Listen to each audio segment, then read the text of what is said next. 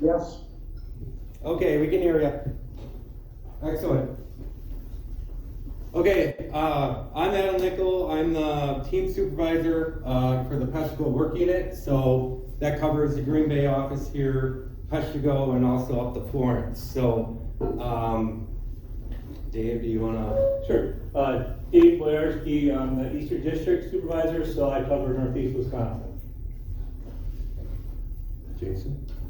I'm Jason Breeggemann. I'm the fish biologist with the DNR based out of Green Bay. I have a more detailed intro as I open up my presentation. So yeah, and then I'm Mel Moore. I am LTE fish technician at Ortho Jason.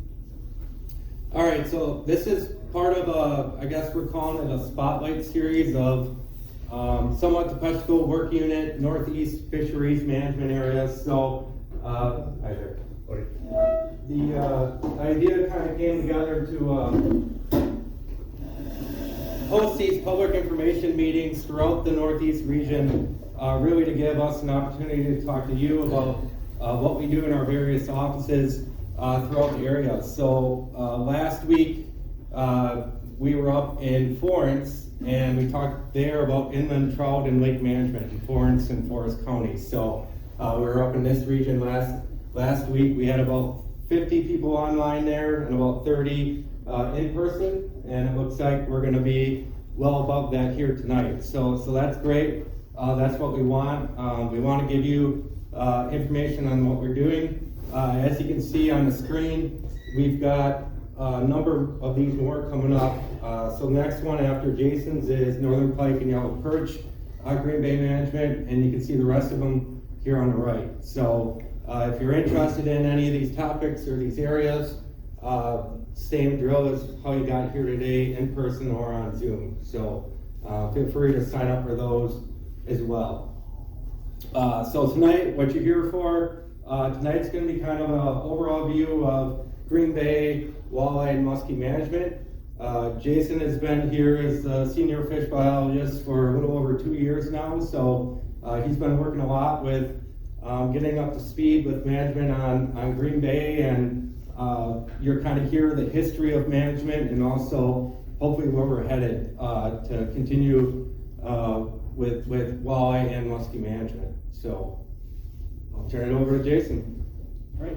Thanks, Adam. Thanks everyone for showing up tonight. It's great to see this big of a crowd, and welcome to everyone on Zoom. So I'm going to talk mostly about walleye and musky management, some of the history, what we're doing now, and where we're trying to take the management of both of these species. But since I'm relatively new and a new face or new voice to many people, I wanted to give a brief introduction about myself.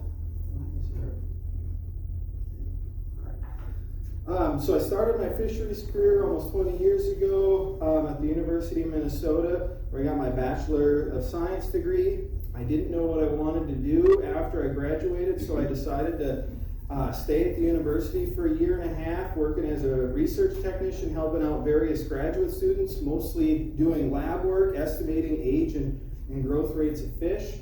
So for those of you who aren't familiar with how we estimate age and growth rates, several bones on fish lay down rings just like trees lay down rings, and you can count those rings to get an age estimate for that fish. So that's a picture of an otolith on the right. Otolith are ear bones, just like humans have 3 bones in their ears that they use for balance. Fish have 3 bones in their ears that they use for balance, and we can pull those bones out and count the rings on it to get how old those fish are. I really enjoyed the research side of things, so I decided to go to Stevens Point here in Wisconsin to get my master's degree. And my research project there was comparing age and growth estimates from different bones. For yellow perch in Green Bay, we were looking at scales, otoliths, and fin spines. That's a picture of a yellow perch fin spine with the rings in yellow. And then looking at how the different age and growth estimates affected their statistical catch at age model that they used to set yellow perch harvest limits. I enjoyed research so much I decided to go and get my PhD at South Dakota State University. My research was all down in Texas and a lake researching the different factors affecting the growth potential of largemouth bass in that lake and putting together a management plan to maximize the growth potential in that lake. So we had radio tag largemouth bass that we were following daily and seasonal movements. We were using the latest sonar technology to do habitat mapping and look at habitat use. We're doing seasonal diets to see if we could manipulate prey in any way to enhance growth potential, etc. So after I finished my PhD, I did a short stint with the Fish and Wildlife Service in Columbia, Missouri, designing and evaluating gears for capturing bighead and silver carp in the Illinois River. Those are the invasive jumping carp. I did another short stint with the Fish and Wildlife Service out of Green Bay, working on their native fish program, mostly doing lake trout monitoring and restoration work, before I finally settled with the DNR. So I started with the DNR about 7 years ago in March of 2017. For the first 5 years, I was a biologist based out of Shawano, covering Shawano, Opaka, and Menominee counties, everything in those counties outside of the Winnebago system. And about 2 years ago, I moved to the Green Bay office, and I'm responsible for managing inland waters in Brown and Manitowoc County and walleyes and muskies on Green Bay. So I've had the opportunity to work on a lot of cool research projects, opportunities. I put a lot of stock in research, so hopefully you'll see that coming through and how we're trying to manage some of these populations with partnering with research partners and things to get a better understanding of what's happening in such a large system. So, moving on to the history of walleyes and muskies in Green Bay. So looking back about 150 years ago at the late 19th century, early 20th century, there were abundant walleye populations throughout Green Bay. There were documented spawning populations in all the four major tributaries that we see them today, the Oconto, Peshtigo, Menominee, and Fox Rivers. And you look at some of the reports from some of the earlier settlers, and we're subjecting these populations to pretty intense harvest, even back then. You'd read statements like one man could spear over 1,000 pounds of walleyes in one night in one of these streams during the spawning seasons. But at the time, they were considered inexhaustible resources, so they just kept working on harvesting them. Muskies were also an abundant predator in the bay at the time. They weren't targeted as much as walleyes from a commercial standpoint, but they are a native species to Green Bay, a part of the nearshore fish community, and an abundant predator. So we're also starting to subject these populations to some other stressors aside from intense harvest. One of those is habitat degradation. Right around the early 1900s was when we started to lose a lot of our wetlands. And these wetlands often served as critical spawning and nursery habitat for many of these species, including muskies. There's also quite a significant declines in water quality as industries were showing up along the rivers and around the bay. They oftentimes dumped their waste right into the rivers or the bay itself. There wasn't much regulation with regards to water pollution at the time, and it was an easy, cheap way to dispose of all their waste. We also are getting a lot of sediment inputs into our systems from increases in agriculture and runoff carrying sediment into the streams. And then also invasive species were being introduced at that time. Some of the big players in the Lake Michigan system being sea lampreys and rainbow snout. So abundant populations, but undergoing a lot of stress. Just some examples of habitat loss. So this is a picture of the Fox River just below the De Pere Dam. The De Pere Dam is at the bottom of the screen there. And this picture was taken in 1938. And believe it or not, there were pretty high quality abundant wetlands throughout the Fox River right around the early 1900s. And by the 1970s, those wetlands were essentially gone. And that's going to play a critical role in things like spawning and nursery habitat for our muskies. Same story in Lower Green Bay. This is a picture from 1938 of Pete's Lake, or the Duck Creek area. And that's Duck Creek flowing into a large delta that was mostly emergent wetland habitat, hundreds of acres of contiguous emergent habitat, and the Cat Islands were still around in the 30s, protecting that area from northern and northeastern wind surges. And so again, those are all hundreds of acres of high quality wetland habitat. And by the 70s, the Cat Islands were gone and all that wetland habitat is gone. So some pretty significant declines in habitat due to human alterations and various other factors that played a role. So I took this plot from a paper that was published in 1979 by Schneider and Leach, and I think it shows a good depiction of the trends in the walleye population. And the whole premise of their paper was summarizing commercial fishermen catches throughout the Great Lakes from the late 1800s through the 1970s. And so we got the years on our x-axis and the commercial harvest on the y-axis. And you know, between 1900 and 1920, it was the heyday of commercial fishing for walleyes out on Green Bay. There was a commercial fishery back in that day, and it was a highly successful commercial fishery, but pretty abrupt decline starting right around 1920 to the point where they really couldn't catch many at all by the 1930s and 40s. There was a small rebound in the 40s and 50s, but that was actually due to increases in spawning up in Michigan waters of Green Bay. And there was an abundant walleye population in the northern part that at times would move down to southern Green Bay, so they could actually catch some walleyes for a short time period in Wisconsin waters of Green Bay, but that also declined very quickly and only lasted 5 or so years.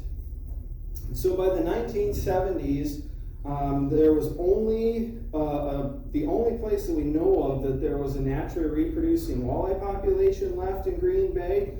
In southern Green Bay was in the Menominee River, and it was a very small population, and to the best of our knowledge, muskies had been extirpated from the bay. So we took what were abundant populations and essentially crashed them. Right around the 70s was also the time when we started to realize the impacts that we were having, and we worked to reverse some of those impacts. And some of the big regulations that set the stage for potential restoration. One of the bigger ones nationwide was the Clean Water Act that was enacted in 1972, and that was the first piece of legislation that really had teeth that regulated direct discharge of pollutants into our waters. So it allowed for pretty big improvements in water qualities. Some more local acts of legislation.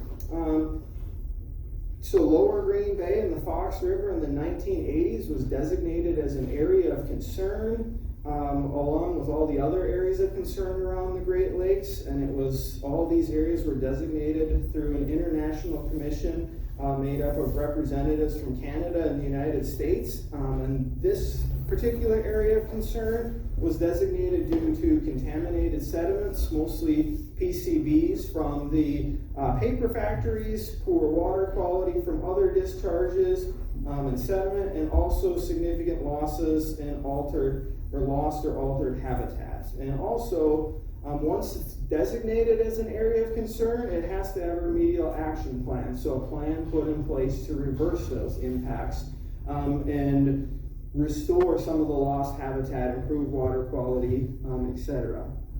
And then also in 1998, the EPA held all the parties that were responsible for, in particular, discharging pollutants into the Fox River in Lower Green Bay. They held those parties responsible and forced them to clean that up, which was the dredging and capping that ended a couple of years ago. So that kind of some of these set the stage for improvements in water quality and opportunities for habitat restoration. So, before I talk about the different species, just a little bit of background on the different gears that we use. I'll talk about the ways that we survey fish populations. So at least I'll give a brief intro on the gears that we use. So for muskies, we use fife nets to capture adults, and this is a picture of a fife net under the water here. And so imagine that the shoreline is on the left of your screen, and we stretch these nets out perpendicular. And what looks like a fence we call a lead. It's got white floats on the top that hold the top of the lead up. and weights that hold the bottom of the lead down on the bottom. So fish that are swimming along the shoreline encounter that lead, they can't go through the net, so they have to try to swim around it on the outside, and they end up swimming into our large trap in the back. So to help us keep fish in those fight nets, we have throats in them in various locations that act like funnels. They're wider in the front, narrower in the back, so fish can easily swim backwards towards the back of the net, but they can't as easily swim out towards the front of the net to escape, to get back out. So it's a picture of a throat inside one of the nets.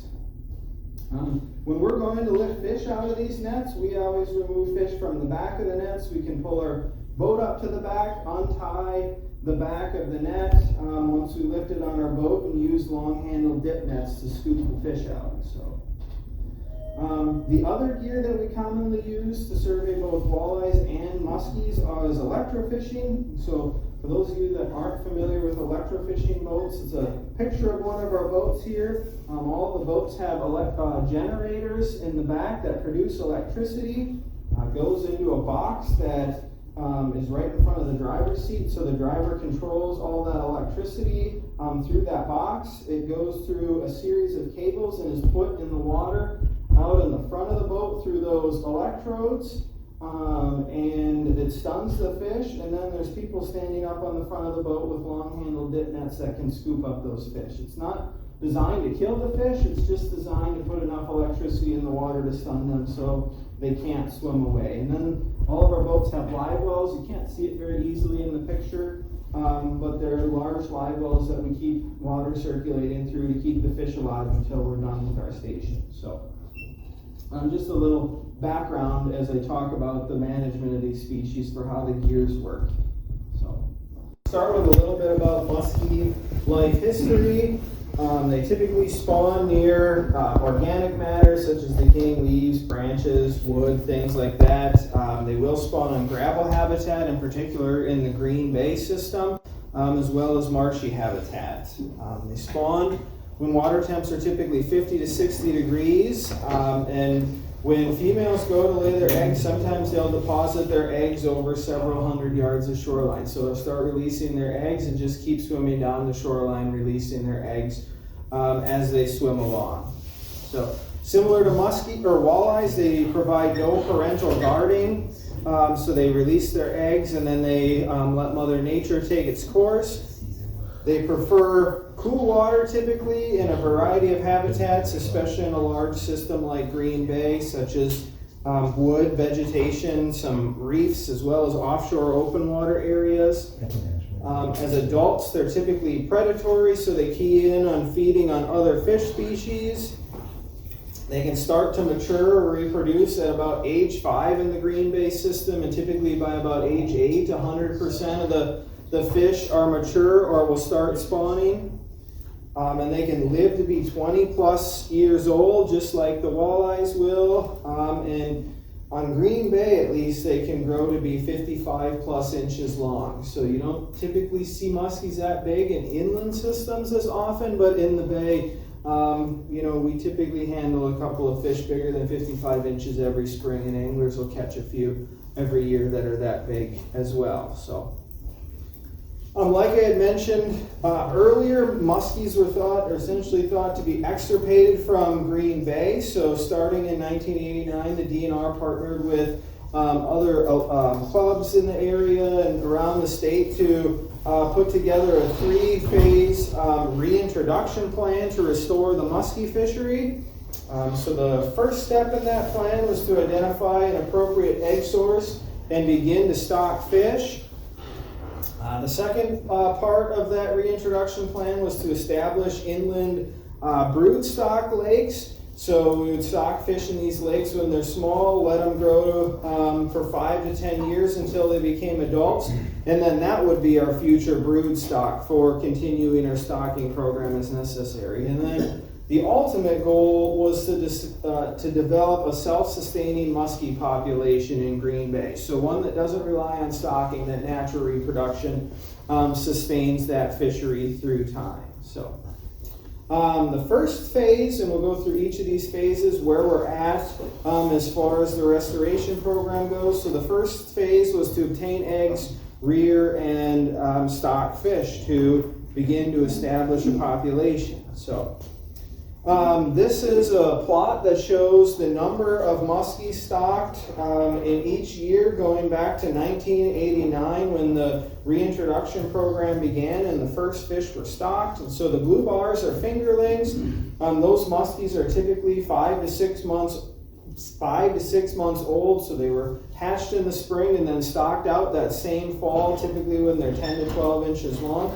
And the orange bars are yearlings. So those fish are held over in hatcheries longer. For a muskie, it would be over the entire winter, and they're stocked during their second summer of growth, typically when they're 13 to 15 months old. So when they're a much larger size.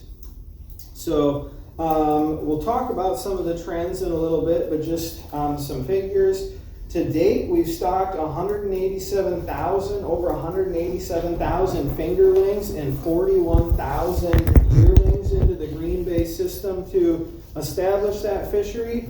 And there's some of our partners in here that have helped with this restoration program, provided funds, continue to provide funds to help with our stocking, to get grants and things. So thank you, in particular, Titletown, and there's several folks from Titletown in here. So thank you for your help with the projects, in particular getting this stocking going. So wanted to talk a little bit about opportunities as well as challenges that we've experienced with our muskie stocking through time. So in the 1989 through 2001, stocking numbers were low, and a lot of that was to find an egg source. We didn't have a source of Great Lakes spotted muskies in Wisconsin, so we were getting them from lakes in Michigan, Georgia Bay, some other areas. But eventually we were able to get enough adults established in the population. So in the early 2000s, we used the Fox River as our broodstock source.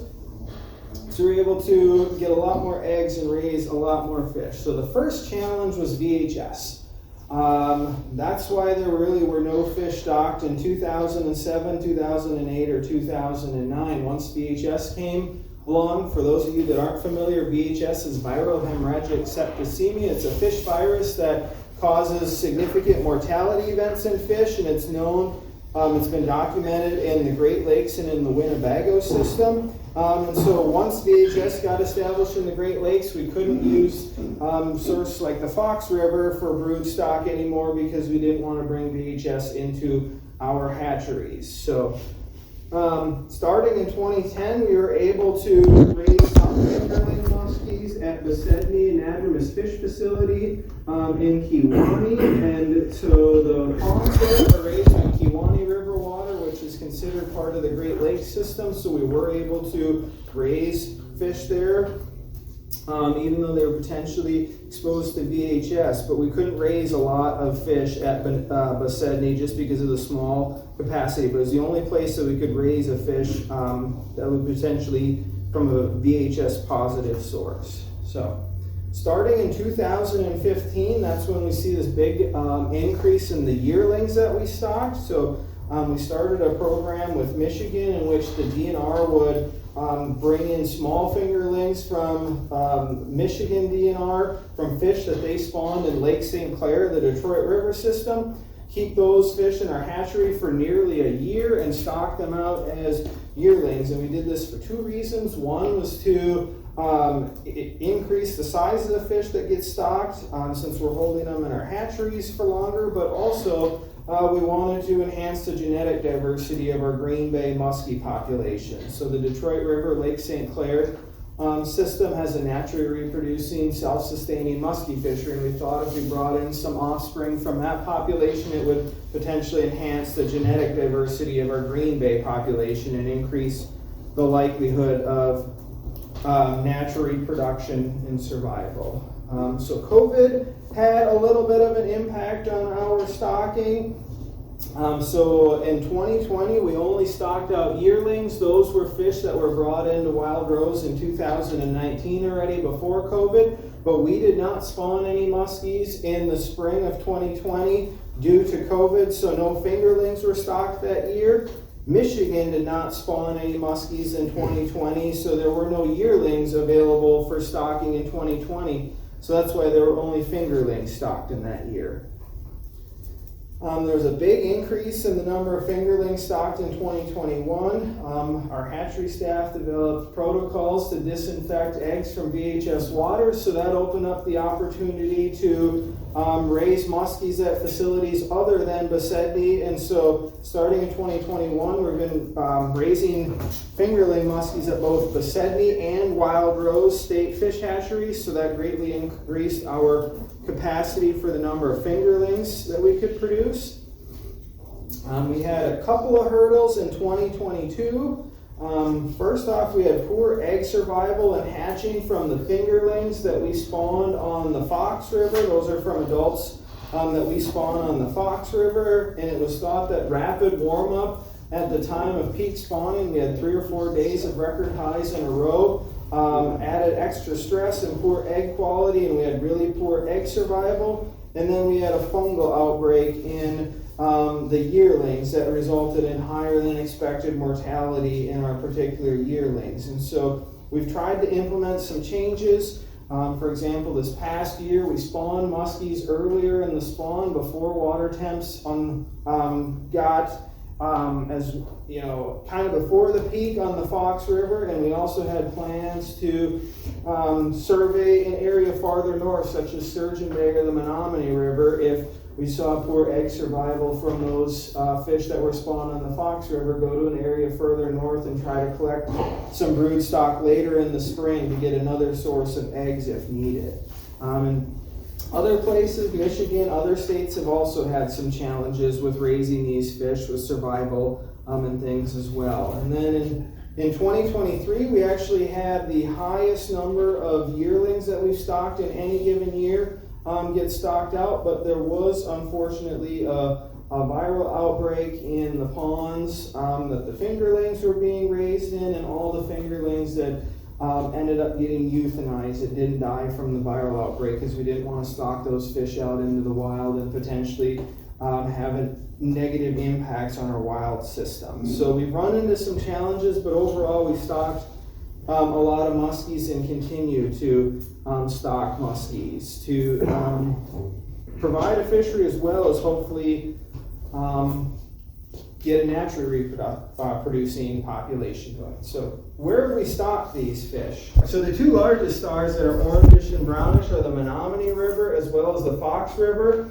And those are the areas that have received the vast majority of the muskies that have gotten stocked through time.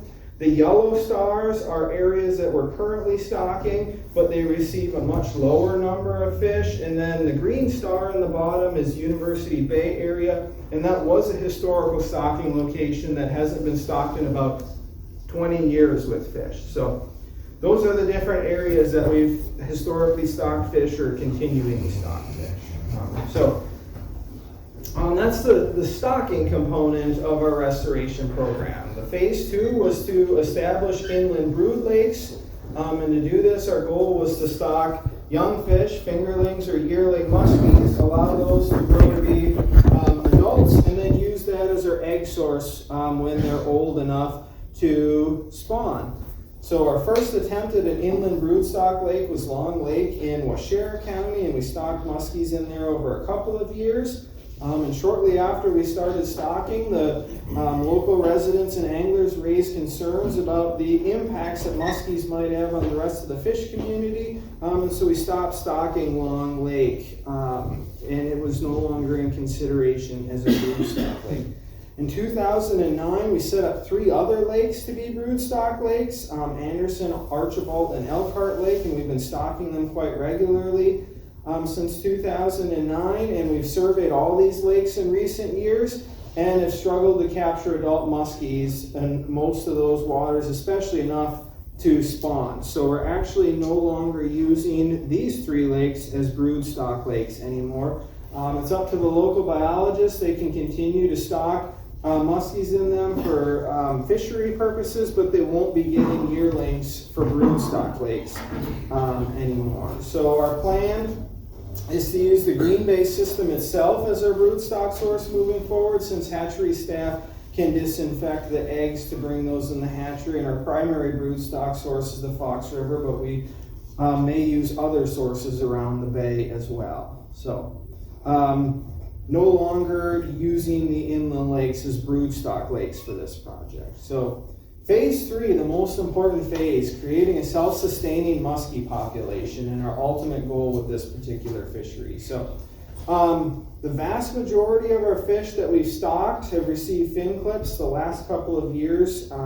We've missed out on a couple of clippings due to COVID and some other things, but the vast majority of our fish, especially historically, have all received fin clips, and 20% of the yearlings in most stocking events receive pit tags. So this gives us the opportunity to evaluate contributions of stocked versus naturally reproduced muskies that we capture in our surveys. We can look for fin clips and tags and know, was that fish stocked or was it potentially a naturally reproduced fish based on these marks at the time of stocking. So for those of you that aren't familiar with what pit tags are, PIT stands for Passive Integrated Transponder Tag.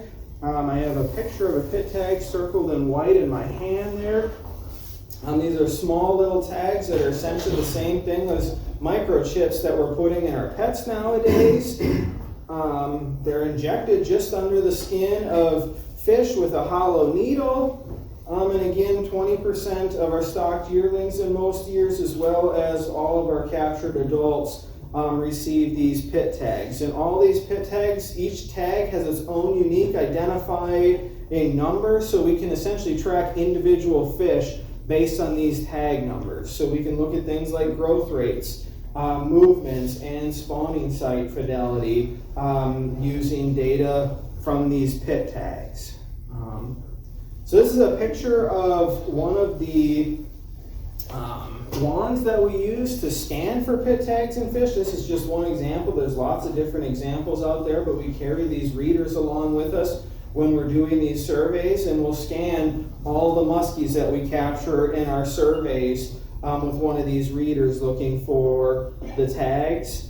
And we also have a stationary pit tag array out on the Parteka River. So this is a picture on the left is the array out of the water. And what it essentially is a series of different readers that as soon as a fish swims over it and the readers detect it, they'll log it into a computer on shoreline. So it's a stationary array that's working 24 hours a day, 7 days a week, but the fish have to swim over that array in order for the pit tag number to get logged. So, and I circled the array under the water there. It's hard to see in the picture, but it spans the entire width of the Parteka River just upstream from the city boat launch.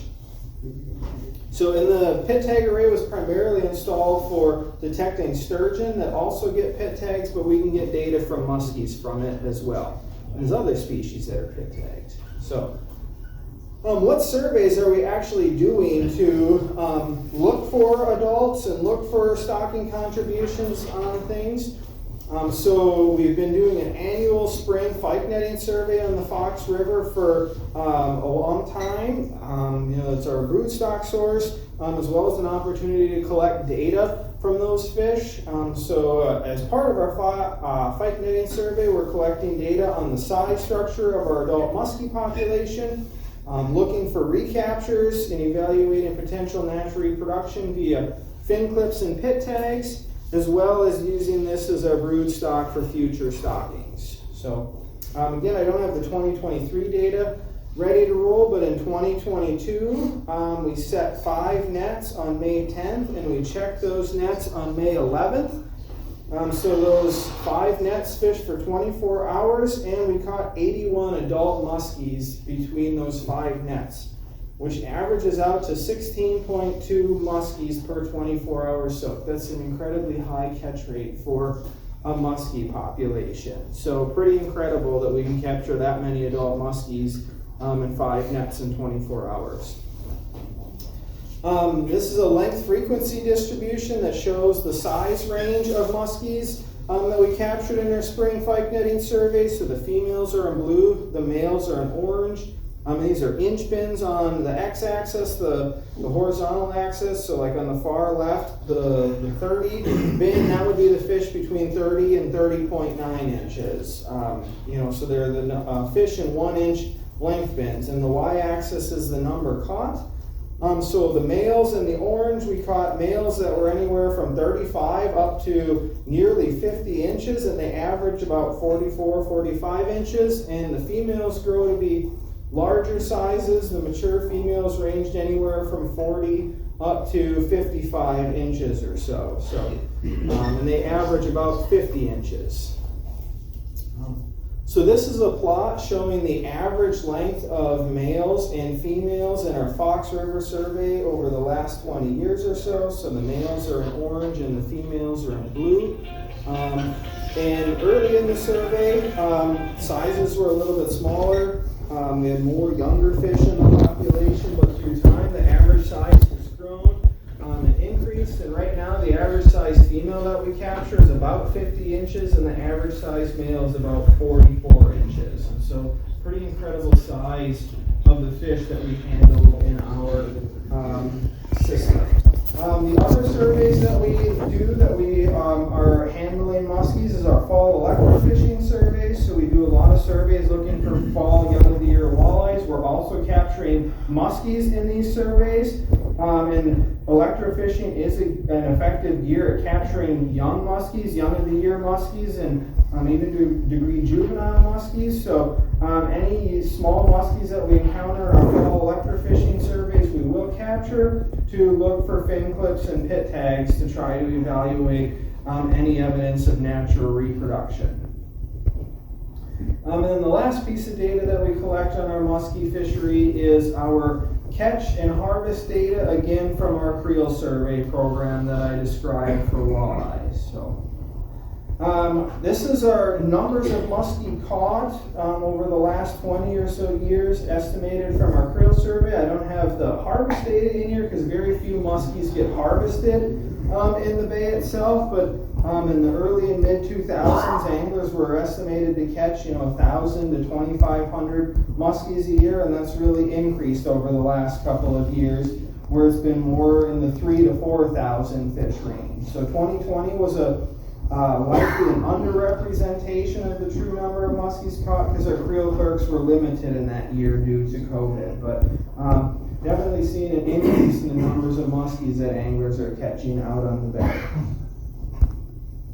So I want to circle back to our restoration program and where we stand with regards to meeting our final goal of creating a self-sustaining muskie population. And like I mentioned, the vast majority of our fish have received, stocked fish have received fin clips over time, except 1 or 2 stockings over the last few years haven't. And again, 20% of our yearlings receive pit tags. So because of this, we give our stock fish marks. What we've seen is that there's very limited amounts of documented natural reproduction. The vast majority of fish that we end up handling in our surveys are stocked. We have documented a little bit of natural reproduction in the Menominee River as well as the Sturgeon Bay area, but for the most part, stocking has been what sustained the fishery. So why, I guess, begs the big question that we're trying to understand. To help us answer this question, we partnered with some researchers at the University of Wisconsin-Stevens Point, and they had 2 graduate students that were working on muskie spawning projects. And those were Jared Krebs and Robert Schiffer between 2017 and 2019. So part of their project was they captured adults and surgically implanted radio and acoustic transmitters in these so that they could track movements and identify potential spawning locations of those adults.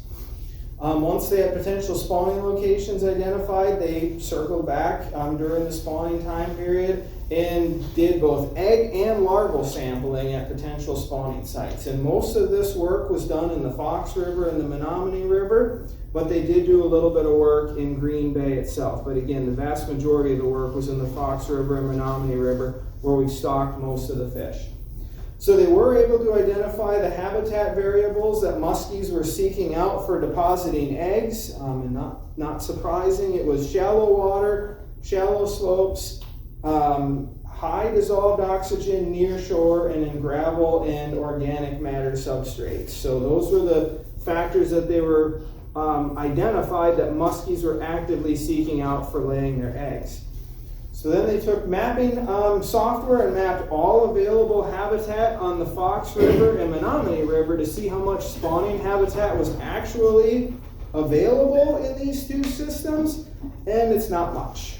So this is a picture on right was taken from mapping the nearshore habitat on the Fox River, but they estimated that just over 1% of the Fox River is suitable spawning habitat for muskies, and better in the Menominee River, just over 8%. But the key take-home message is there's very, very little spawning habitat on the Fox River. They only captured 2 larval muskies throughout their 3 years of looking for larval muskies in these areas, so that just adds to our evidence that successful reproduction is likely very, very minimal. And those 2 larval muskies actually came from the Menominee River. So again, highly unlikely that there's much successful natural reproduction going on in there. Some other key take-home points from that research. They identified that muskies were spawning in major tributaries, in particular the Fox River. They had 6 fish that they implanted radio tags or acoustic tags in that we knew their stocking locations because those fish were pit tagged at the time of stocking. And all but one of those muskies returned to their stocking location to spawn. So it's a small sample size, but 5 of the 6 muskies with a known stocking location returned to those stocking locations to spawn. And they also saw moderate levels of spawning site fidelity across years. So fish would return to the same areas to spawn year after year after year. So starting to kind of piece things together that there's at least some sort of semblance of those muskies returning to a stocking location to spawn, and they're returning to the same areas to spawn year after year. So perhaps stocking location is highly important for a restoration program. What other pieces of information do we have that start to show some spawning site fidelity in these fish? So like I said, we've been doing annual spring netting surveys on the Fox River for quite a while. And between 2021 and 2022, we had 29 fish that were recaptured in those surveys that had pit tags implanted either in previous year's surveys or at the time of stocking. And 27 of those fish were either pit tagged at the time of stocking and stocked in the Fox River, or were tagged as adults in the Fox River. So again, the vast majority of the fish that we're handling were stocked in the Fox River or were tagged as adults, so returning to the same areas. One of those fish was actually tagged when it was stocked in Lake Butamore up in the Winnebago system, so it couldn't get back into its original stocking location, and the 29th fish was tagged in Dead Horse Bay, so just outside of the Fox River. So again, some pretty strong evidence of moderate to high levels of spawning site fidelity and returning to your stock locations to spawn. We also have the Peshtigo pit tag array that I had talked about. In between 2021 and 2022, we recorded 55 different muskies that had pit tags in them. So we can whittle that down to the spawning season and look at what fish were around there in May during the peak of the spawn, because that array records the date and time that they crossed that array, and it's up near the dam where it's thought that muskies could potentially spawn, and that's where we stock them, so we can look at spawning runs and what fish are in and around the Peshtigo River during the spawning time of those.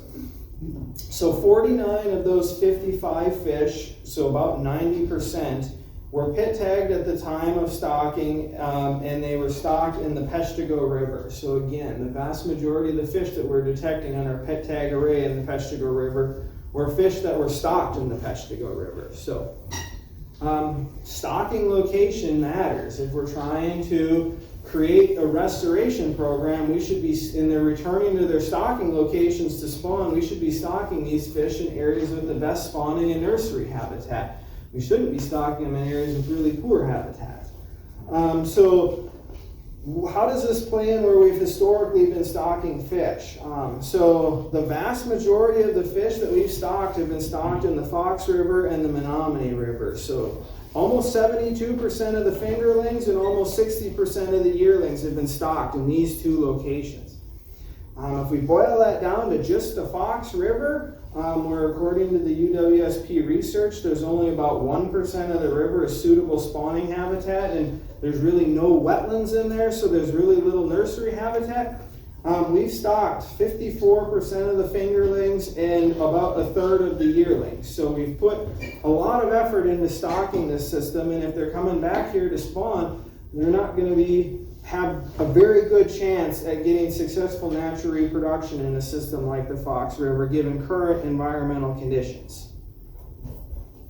Just want to highlight that we also are stocking 6 other locations: the Parteka River, Oconto River, Pensaki River, Swamico River on the west shore, and Little Sturgeon Bay and Sturgeon Bay on the east shore. But again, these have received much lower numbers of fish through time. So how have we used this information? The first thing that we've done is identify 4 new stocking locations for muskies, and those are Dead Horse Bay and Point Sable and Southern Green Bay, the 2 stars in Southern Bay, as well as Seagull Bar area near the mouth of the Menominee River, as well as Egg Harbor. So all of these areas are thought to have much better water quality or high quality wetland habitat that would be much better suited for muskie spawning and nursery habitat compared to places like the Fox River. We're still going to stock all of our historical locations, but what we're doing is taking a lot of the fish that we had been putting in the Fox and Menominee rivers and putting those into some of these other locations that are thought to have better spawning habitat. We're also going to increase the numbers of fish that we're stocking in the Sturgeon Bay and Little Sturgeon Bay area. Both of these areas have higher water quality than a place like the Fox River, as well as high quality wetlands. So hopefully altering our stocking locations could help, but we're going to monitor that. So with both research projects as well as our surveys. So what are we doing for additional surveys in the future? The first thing that we're going to do as an agency is survey more locations in the spring for adult muskies. So we put a lot of effort into the Fox River, some effort into the Menominee River, but we've put very little targeted muskie surveys into areas like Little Sturgeon Bay, and the Parteka River, yet these have been stocked for quite some time, and we don't have a lot of data on what the current adult population is like in these areas. We're also going to try to expand some of our fall young of the year electrofishing surveys into some of these habitats that are thought to have better spawning and nursery habitat, like Sturgeon Bay and Little Sturgeon Bay, to try to get a better handle on if there is more natural reproduction going on in these areas, and we're just not documenting it because we're not surveying these areas.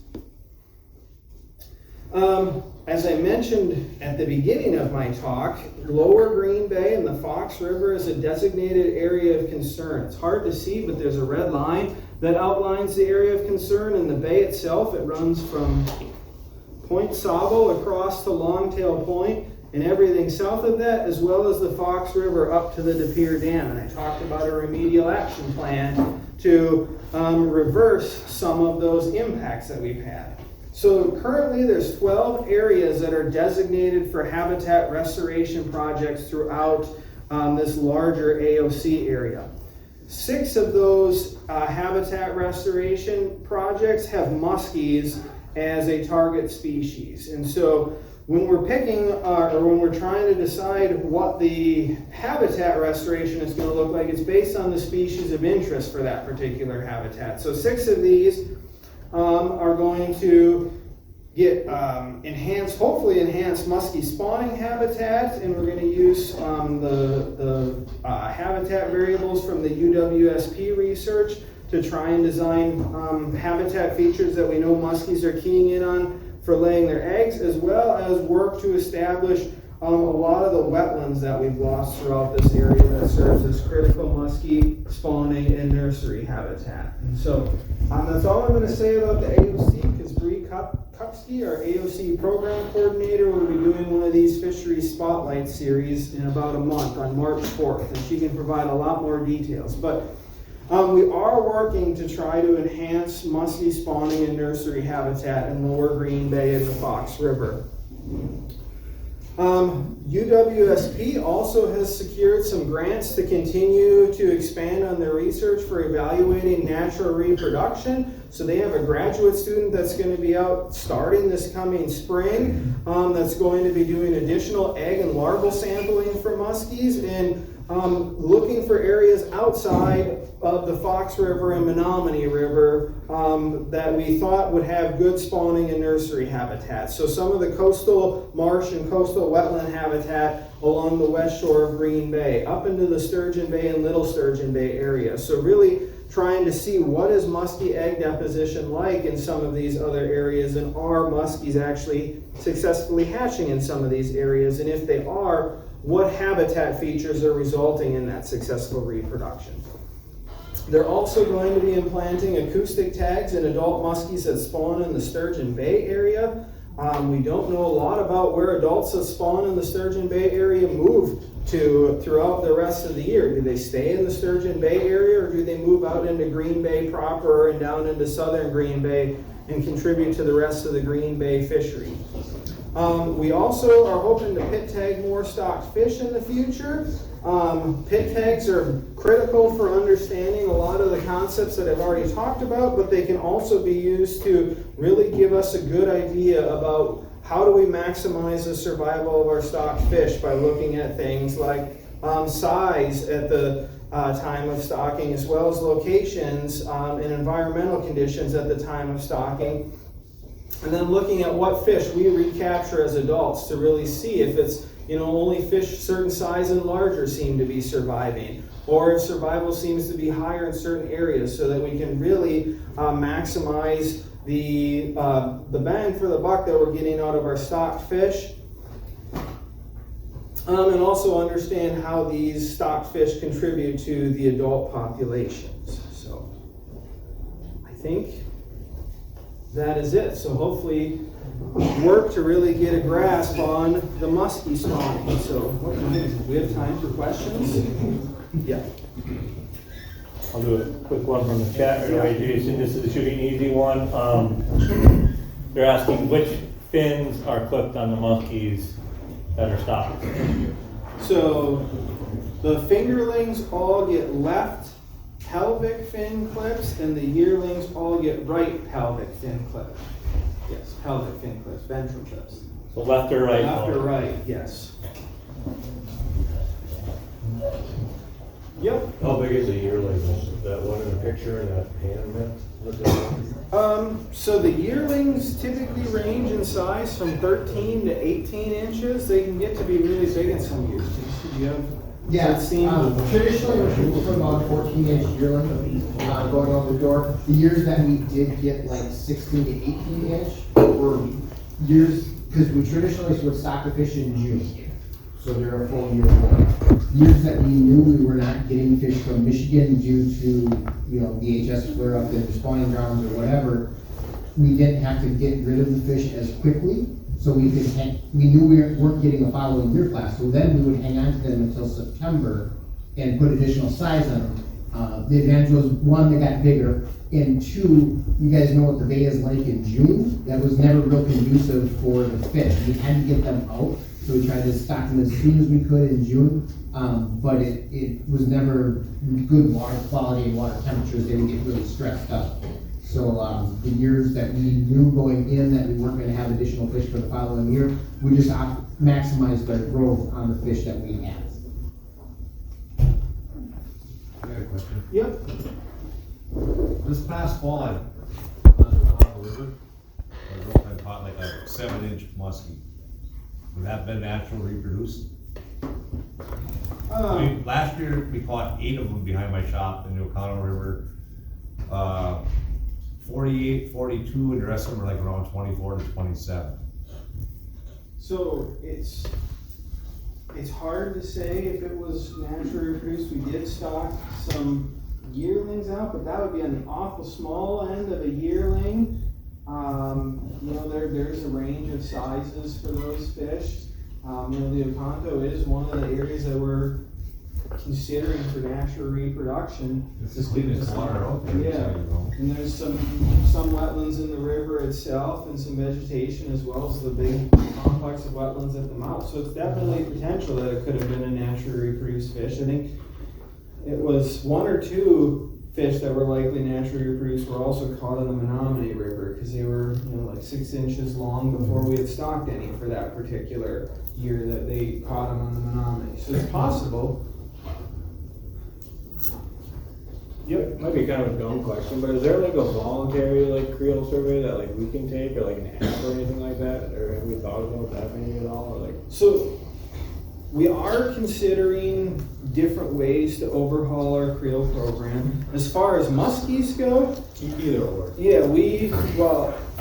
we're really interested in muskies, especially if you're willing to buy a pit tag reader and are willing to scan fish. A lot of the Titletown muskie guys, some of the guides are starting to get pit tag readers and scan fish as well, because that really helps us get more recaptures to evaluate survival. It can help us understand movements and things like that. But we'll give you the whole history of any fish that you scan if you have a pit tag reader, and you can get pit tag readers for relatively cheap, I guess, $100. You can get one that does a decent job at reading the tags and things. And so we're definitely open for that. We are looking at ways to improve our creel program with angler surveys and other things as a whole to try and get better data. So.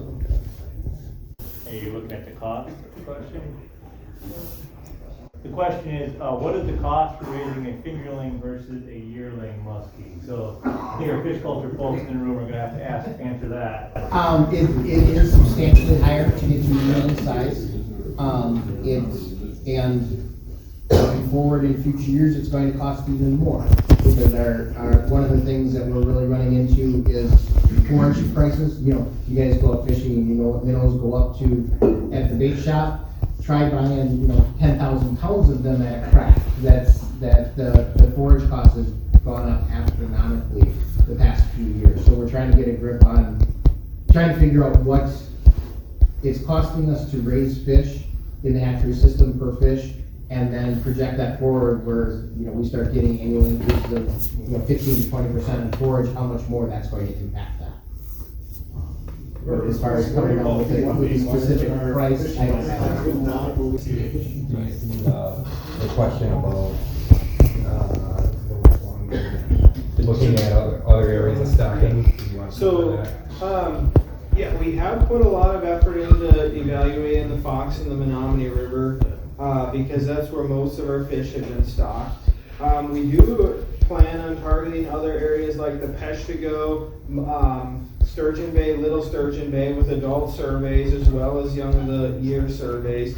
And potentially look at other options like the Oconto if we have staff and time to get into some of these other locations. And then as we start stocking these new locations, we'll be incorporating those into surveys in like 5 to 7 years. Once the fish that we're stocking now should get to be large enough to actually spawn, to look at what they're doing in those areas. And then if the NER is awarded, will this have any impact? I'm not sure if there'll be any opportunities to expand research or not. We'll have to see how they choose to prioritize research with regards to the NER, but a lot of our areas that we stock muskies are going to be included in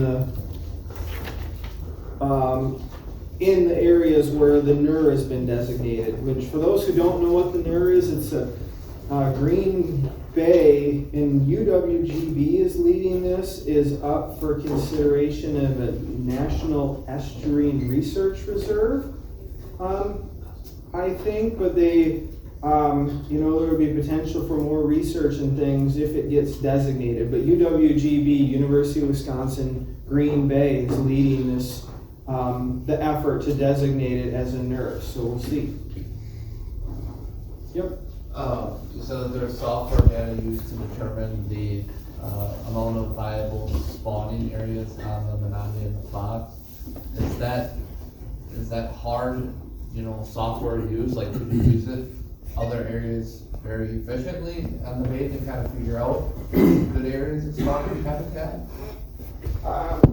Yeah, I mean, potentially, they're able to, use mapping, sonar mapping habitat, so they were driving along nearshore shallow water areas and then looking for areas that had the gravel type habitat things. So yeah, it definitely could be quite an undertaking to try and map the entire bay, but you could, pick and choose certain areas that you think really have good habitat. So, and I'm not sure if UWSP is going to incorporate mapping into this round of their habitat sampling to map the potential available habitat, or just more key in on the exact, the characteristics, the habitat features of where they're actually depositing eggs and hopefully naturally reproducing. So that would be up to them to make the final call on that. There was a question on population estimates, if we have those for Musky. We don't. If we get enough mark recapture data, maybe someday we could get for like a local spawning population, but that takes intensive sampling and a lot of mark and recapture data to try and get those estimates, but we don't have those right now. How many of you want us to do this again next year? Oh, okay. I guess we're gonna have to do it next year. No, this is really good. I think I've seen up to 80 people online, so plus the 50 we have here, so well over 100 people in a meeting, which is really good. A lot of great information that Jason has shared. I put it in the chat as well, and we have a sheet here. We're working on developing a Green Bay Gov delivery list so that if we have fish management updates with kind of information you saw tonight, we can send that out to you and you can get that information that way as well. So if you want to sign up for it, make sure you in the room get signed up here in the chat. Throw Jason or me an email asking to get added to the list, and we'll get a spreadsheet together for that. Jesse? Did you guys record tonight? We did not. You did not, okay. Just wondering if the PowerPoint is available. That was my question. We can PDF it and email it, yep. I'm recording it. Yep. We really didn't disclose to get the younger kids into this. Yes. I do 5 to 10 presentations a year at school groups. Some I just do PowerPoint presentations, others will bring our electrofishing boat and nets and set them up in a parking lot and let the students actually see it all firsthand. So we do these. Like UWGB is rolling out Lead Green Bay for both boys and girls, and you have access right down to that. Maybe there'd be some time at that level. Yeah, and we've gone so far as Aldo Leopold School does a week-long conservation course thing for students. And it's right on the Fox River, and we'll put our electrofishing boat in the Fox River and let them watch us shock and bring fish up and do that. So if there would be opportunities at UWGB, we're all for it. And I do have a stack of business cards I put on the corner over by the sink there for, I've got my email and phone numbers up here, but it's also, you can grab one of those on the way out as well. They have my contact information for questions or school groups, any opportunities. Yeah. Is there anything else we can do to help the DNR with their efforts as individuals or conservation organizations? The support that you're providing has been incredibly helpful, so continue to help us with that, matching funds for grants and things. Help us with capturing data on pit tag recaptures. I know your club has pit tag readers, and if you're willing to purchase more, we're gonna, I think, get your club up and rolling with tagging fish, some individuals this year that don't have tags. So that'll help us get more tags out there, but just be involved when I call them the Dans, Dan Eiserman and Dan Demkowski reach out for where are you guys seeing muskies spawn, to help us out. Yeah. Help them out with those locations to help us understand the spawning ecology better. So those are all good ways to be involved. All right, well, thank you, everyone. Drive home safe, and thanks for coming.